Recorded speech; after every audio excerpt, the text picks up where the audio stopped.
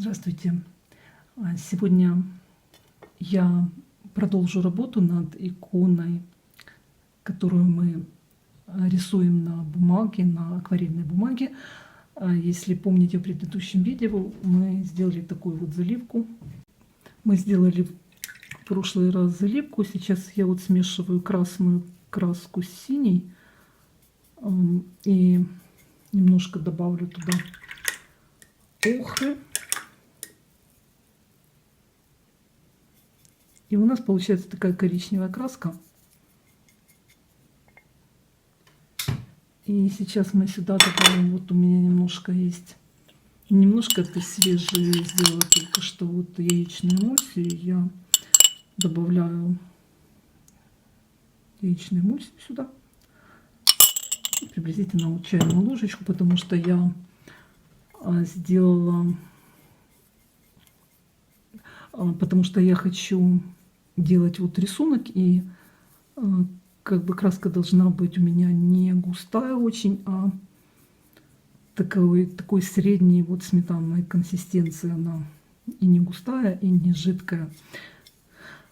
Я в прошлом видео забыла сказать, что я использую здесь просто поливинилацетатную темперу, поэтому как бы вы этого не бойтесь. Это особенно для обучения вам будет очень легко и просто заниматься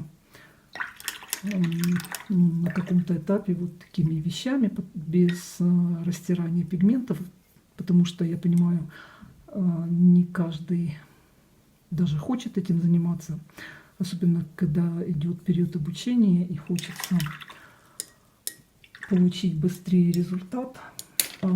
Растирать пигменты довольно-таки трудоемкий процесс.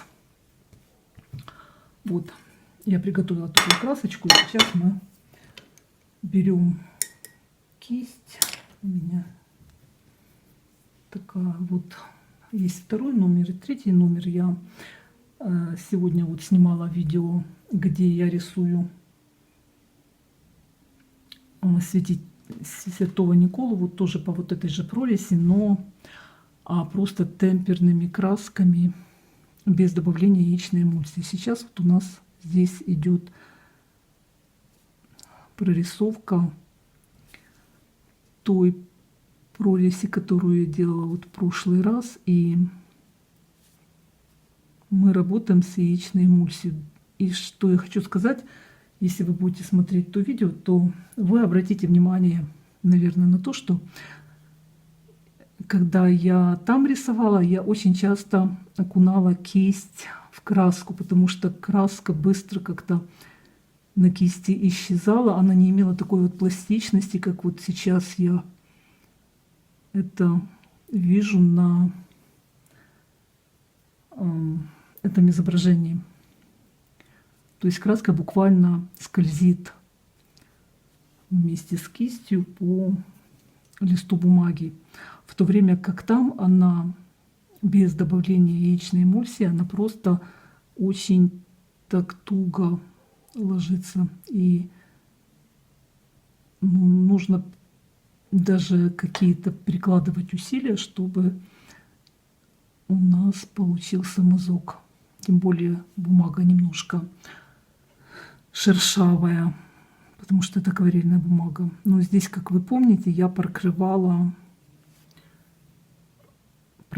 лист, грунтовала. Вот нет, это не тот лист, который я грунтовала, но здесь я просто вот прокрывала охрой.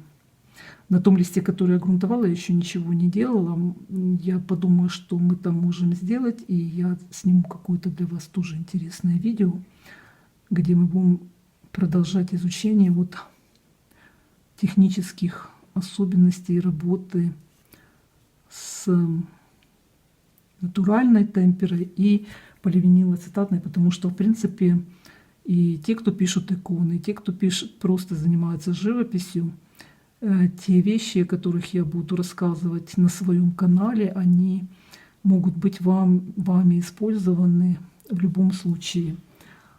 А у меня для вас будет очень много интересных вещей. И как я уже делала объявление в видео в одном из видео у меня созданы страницы, на которые я дам в описании к видео ссылки, страницы, к которым прикреплены группы, и вы можете подобрать себе именно те группы, которые интересны вам. Вот, и там позже я буду добавлять интересные для вас материалы тематические, и мы можем там обсуждать ваши работы и многое другое, то, что будет вот интересно для вас. Поэтому я буду рада, если вы будете подписываться на мои страницы, указанные в описании, и добавляться в группы.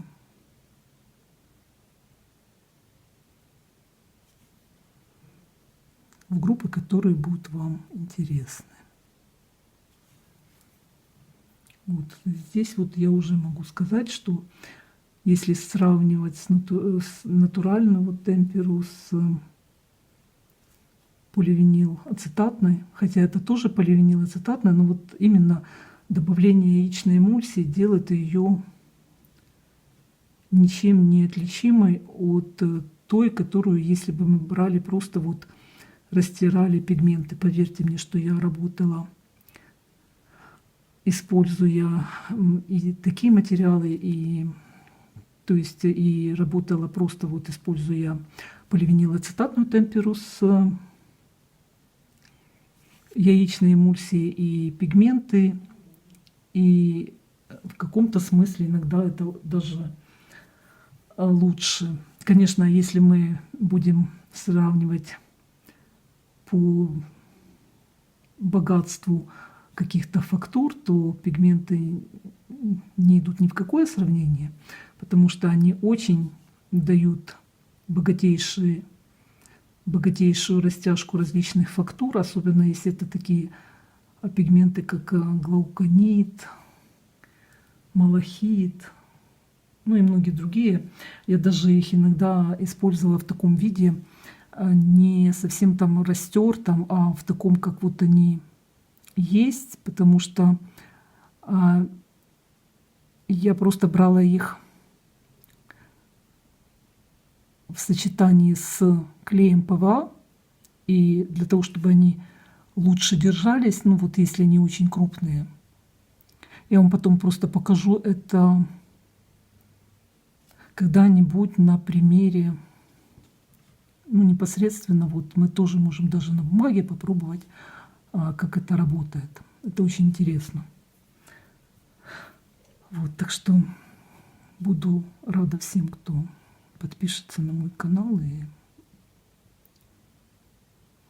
можете писать, что интересно вам в комментариях. Я по возможности буду снимать какие-то видео, такие, которые были бы интересны и лично кому-то, и для всех, потому что иногда то, что лично кому-то интересно, оно уже интересно и большому количеству людей. Просто, конечно, я не обещаю, что это будет скоро, потому что сейчас у меня график очень такой плотный, и у меня мало времени для съемки видео, но я стараюсь выпускать видео свои регулярно по возможности.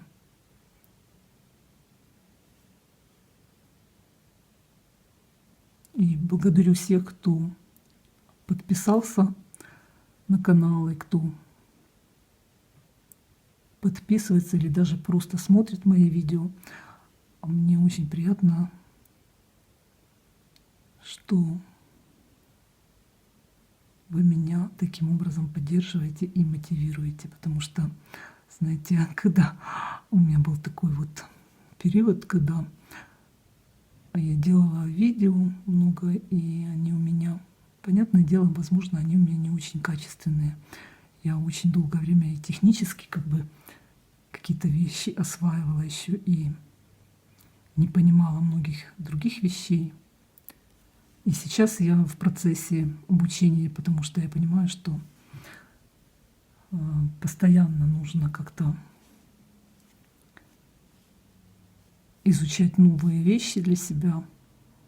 Мне это очень интересно самой.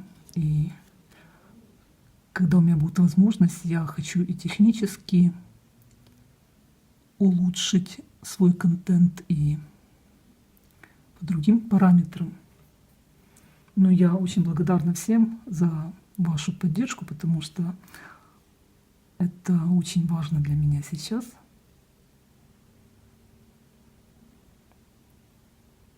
Всем спасибо большое.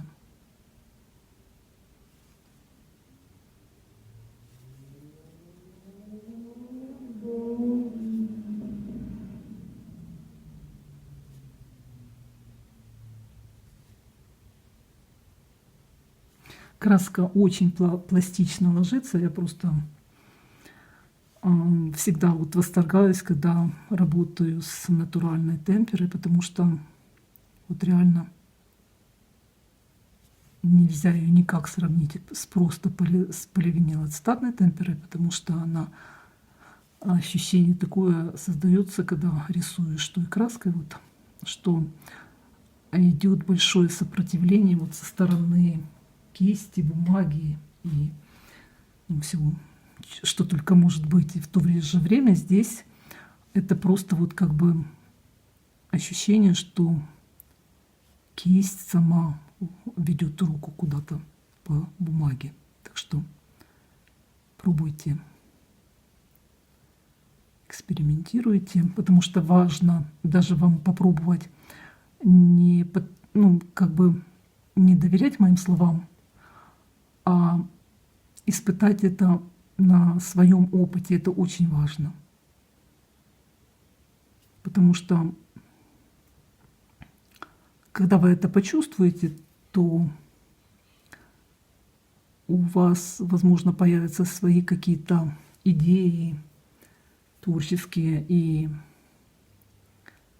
в общем, это очень важно самому пройти через какой-то опыт, а не просто верить тому, что вы слышите или видите, или то, что вам говорят.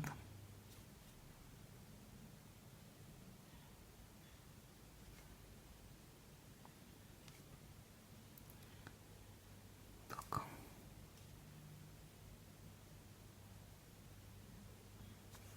И я делала уже объявление в том видео, где я рисую святителя Николу просто поливинилоцетатной темперой, о том, что я создала канал по рисованию, по рисунку, о котором я буду очень много рассказывать на примере иконы, поэтому кому это интересно, подписывайтесь на мой канал. Как я говорила, там у меня пока что перенесены видео с этого канала, но позже там будет очень интересный материал публиковаться немножко позже, потому что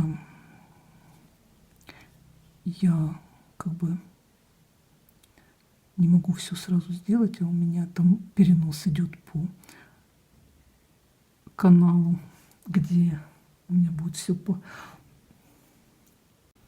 Просто так получилось, что я делаю перенос видео на разные каналы. Я решила все разделить по темам.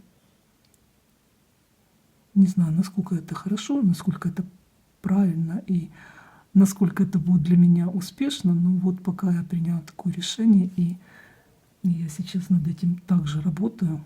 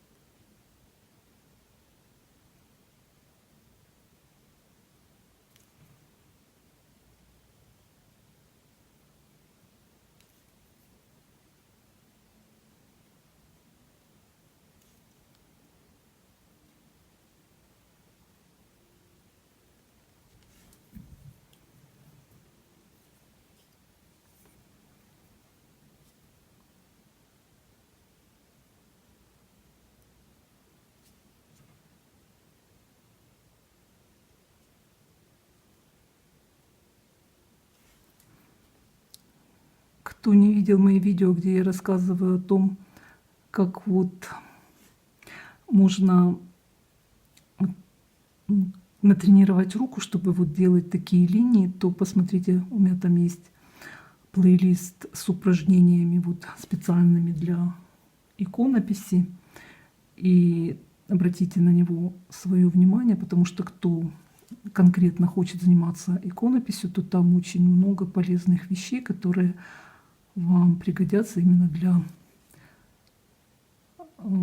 того, чтобы натренировать руку. И я постараюсь для вас дать очень много бесплатных материалов, которые вам помогут развить себя в иконописном и просто в живописном вот творчестве.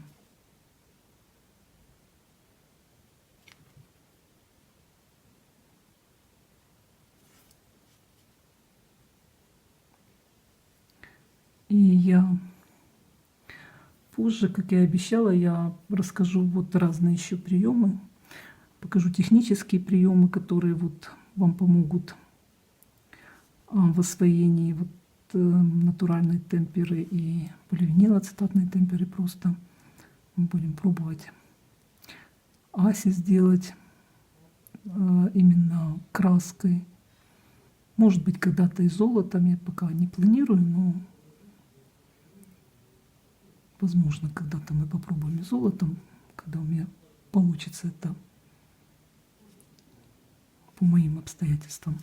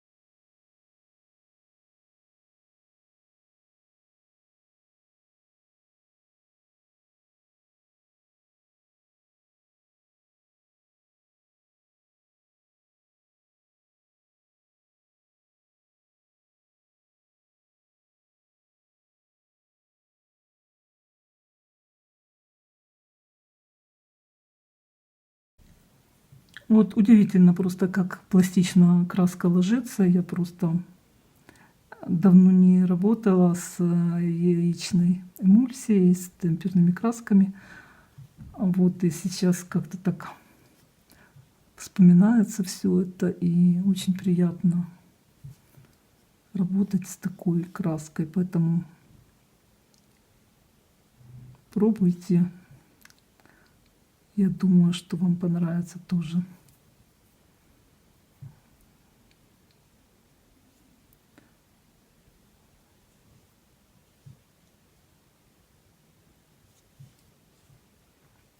И я сейчас немножко напомню, как я это делаю. Я беру вот сначала так тоненьким кончиком, слегка и еле прикасаясь к линии, а потом я делаю такой нажим и снова как бы на нет так отпускаю, и получается вот такая линия у нас.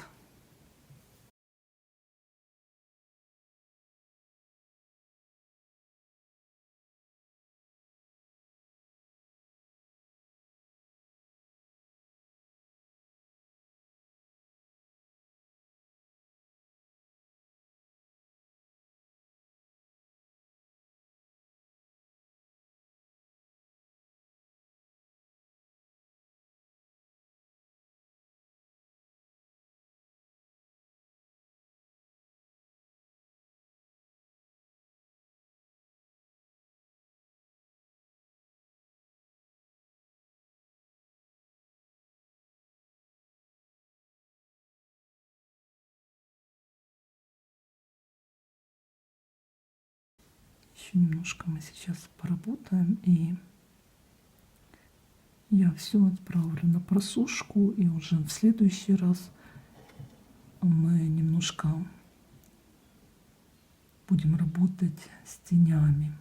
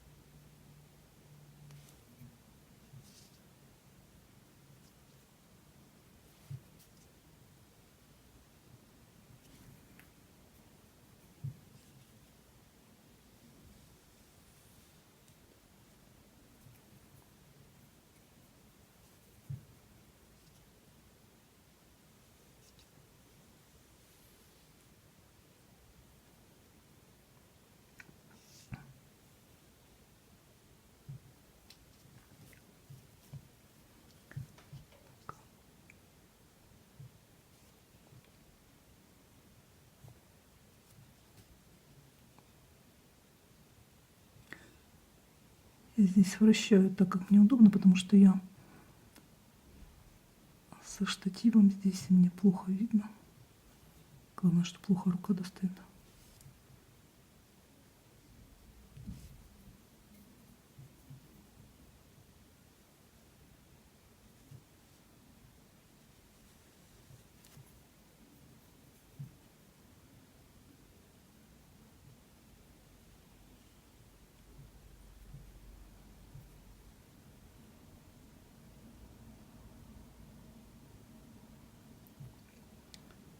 Здесь, может быть, я где-то что-то немножко не точно сделала, но как бы это не критично, я просто... как уже получается.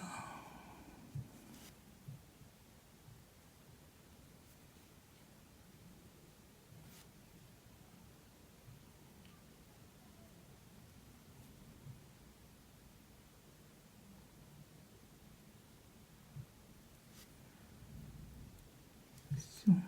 Вот на сегодня у нас все. Всем спасибо за внимание. И на сегодня я работу заканчиваю.